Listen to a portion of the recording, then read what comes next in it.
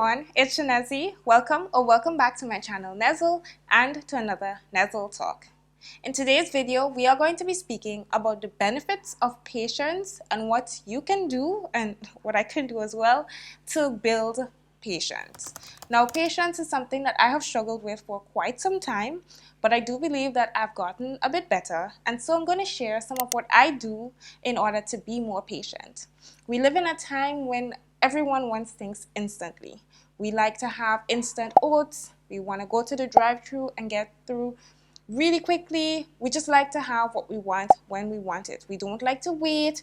When people make us wait, we get annoyed, we get agitated, and we are just really frustrated. So today I'm going to share some benefits of being patient, just a few, and then a few of my tips to improving your patience. And one of the main benefits of being more patient is just having better mental health.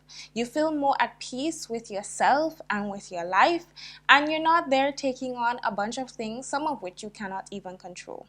It also helps you to focus more on your goals and on achieving the things that you set out to achieve, because you take the time to do it right instead of trying to rush to get it done quickly and maybe making mistakes or missing steps. You're also able to learn a lot of new things because you take the time and you have the patience to actually learn the steps instead of just trying to rush it. And overall, you're a much more pleasant person to be around because you're not getting angry for the smallest things. You're not having all of these outbursts, but you can just be mellow and be like, you know what, it isn't that big of a deal. So how can you get to that point? How could you get to the point where you're not stressing, you're not like freaking out over a ton of things? Well, one of the first ways is to just practice. And as silly as it might sound and as simple as it might sound, you can practice being patient. And things that you can do to practice being patient are things like building really difficult puzzles. Let's say you get a 5,000 piece puzzle. We all know those can be frustrating because the pieces are tiny and you can lose them. But if you take the time to really just try and build this 5,000 piece puzzle, you'll see that you become way more patient.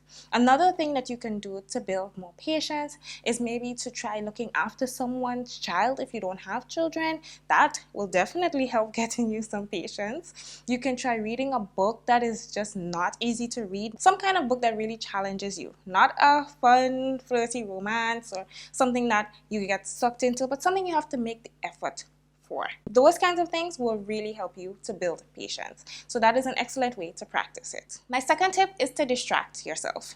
Many times when we're impatient, it's because we're focusing on the thing we want. So we really want to eat the food, we're hungry, and so we just keep focusing on it. However, what we can do instead is find something to distract ourselves in the meantime. So you can look at a show, you can read a fun book, you can go for a walk, you can call up a friend. All of these things make time pass really quickly. You'll be surprised at how quickly time can fly when you're doing things that you enjoy. And you see that whatever it was that was stressing you out or was taking way too long and testing your patience, you'll see that you didn't even realize the time flew by. So the next time you're waiting in line or you are waiting for someone to drop off something for you, maybe you're in the grocery store and the person in front of you has a really huge trolley filled with things and you're stressing out because you have somewhere to be. You can't help it if there's no other cashier open, right? So find something to do to distract yourself in the meantime. My third tip is to be more empathetic. And what that means is you're going to put yourself in the shoes of the person who is making you impatient. So sometimes you might see someone moving really slowly in front of you and you're like, why on earth doesn't this person just speed up? But what you can do is maybe imagine what might be causing this person to be moving so slowly. Is something wrong with them? Are they not feeling well? Or is something wrong with their vehicle? Sometimes someone's vehicle isn't working properly, and so that prevents them from moving as quickly as they want to and as quickly as you want them to.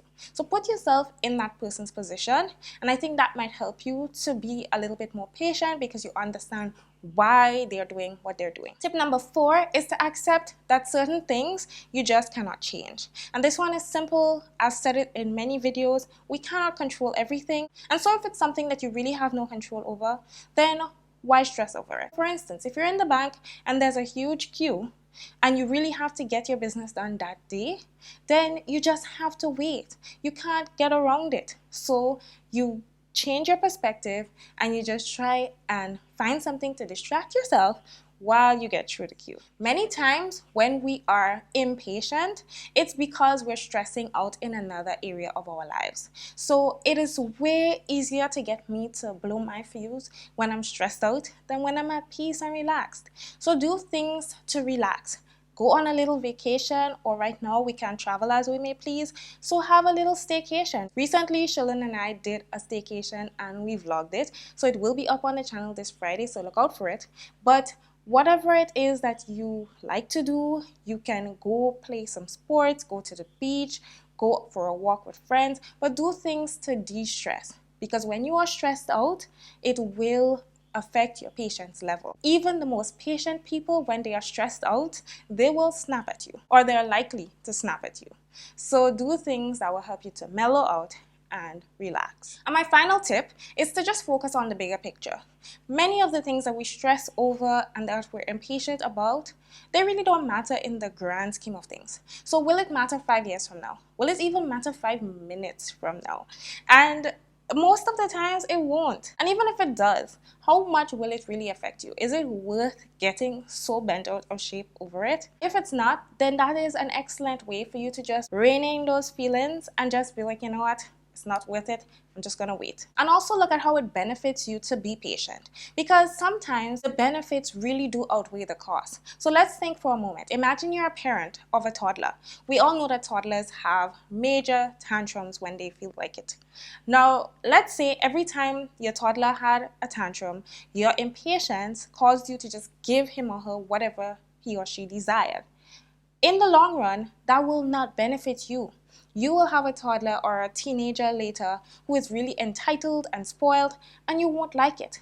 But dealing with a bit of discomfort in the moment and letting them have their tantrum without giving them what they are asking for or screaming about will help in the long run. Now, of course, there are times when you do not need to be so patient. Sometimes things need to get done now, and putting it off can mean that persons can be injured or hurt. But I'm just speaking of cases where things can be postponed or where things really are not that serious. So I do hope that you found this video enjoyable as well as helpful. And if you did, please thumbs it up so I'll know, and leave a comment letting me know your thoughts on it, as well as any tips that you have for being more patient. I can definitely benefit because, as I said, even though I have gotten more patient, I'm definitely not the most patient person out there. So leave a comment so I can benefit and so the rest of the Nezzle fam can benefit as well. And subscribe if you have not yet subscribed, and join the Nezzle fam because I post Nezzle talks like these as well as vlogs. So thanks so much for watching, and I'll catch you in my next video. Bye!